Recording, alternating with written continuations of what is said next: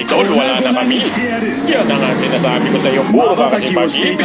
Lahat na yata ng payo na sabi ko na, pero hindi ka rin nakinig. Ngayon, ito na yung payo na dapat sundin mo. Mag-ML ka na lang, alam mo kung bakit? Halika rito, ipapaliwanag ko sa iyo. Sa ML, kapag nag-pick ka ng hero kung wala namang ibang gagamit, siguradong makukuha mo yan. Pero kapag yung tao pinili mo, napakahirap makuha kahit hindi naman nakaban. Yung jowa mo, kapag araw-araw kayong magkasama, siguradong magsasawa yan sa iyo. Ang ML, hindi magsasawa sa iyo kahit magdamag maghapon ka pang maglaro. Kayo naman girls, binibigyan ba kayo ng mga jowa nyo ng flowers saka ng tublero?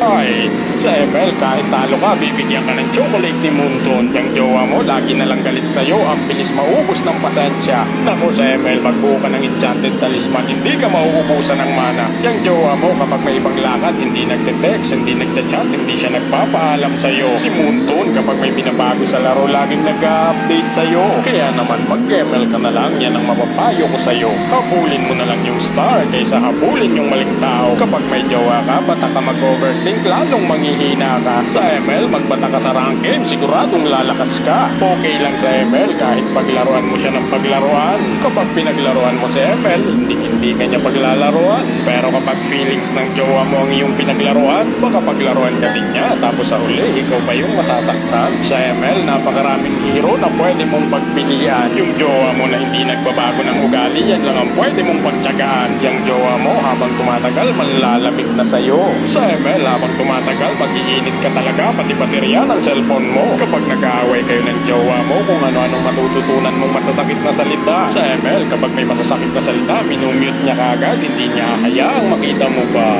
Kapag si jowa mo may bagong kakilala, hindi niya agad pinapaalam sa'yo. Si ML, kapag may bagong hero, kahit hindi pa yan inilalabas, ipapakilala niya agad sa'yo. Sinasabi ko sa'yo, si jowa, magagalit yan kapag iba-iba ang iyong kasama. Siyempre sa ML, hindi magagalit kahit ang ginagamit mong hero iba-iba. Magagalit talaga yan, lalo na kung may ibang tao kang paborito. Pero pag may ibang hero kang paborito, hindi magagalit ang main hero mo. Kaya naman habang maaga pa, mag-isip-isip ka na kung anong dapat mong gawin. Mag-ML ka ba o magjojowa ka pa rin? Kapag nagloko yung jowa mo, hindi ka makapagsumbong kahit sa nanay niya, ang hirap sabihin. Kapag nagloko yung kakampi mo sa ML, report mo agad, intentional feeding. Kapag sinugatan niya yung puso mo, ang hirap pagalingin. Kapag sugatan ka sa ML, tawagin mo si Estes.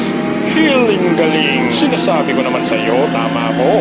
Pag nagkamali ka, malamang magbe-break kayo. Pero sa ML, kahit ilang beses kang magkamali, hindi makikipag-break sa iyo. Pero meron akong babala na hindi mo dapat ginagawa. Kapag nag-cheat ka sa kanya, tapos nag-cheat ka rin sa ML, aba, wala na akong magagawa. Diba? Napakasakit isipin, kailangan mo siya, pero hindi ka na mahalaga sa kanya. Pero ang ML, hindi siya mahalaga, pero kailangan mo siya. Victory, baby!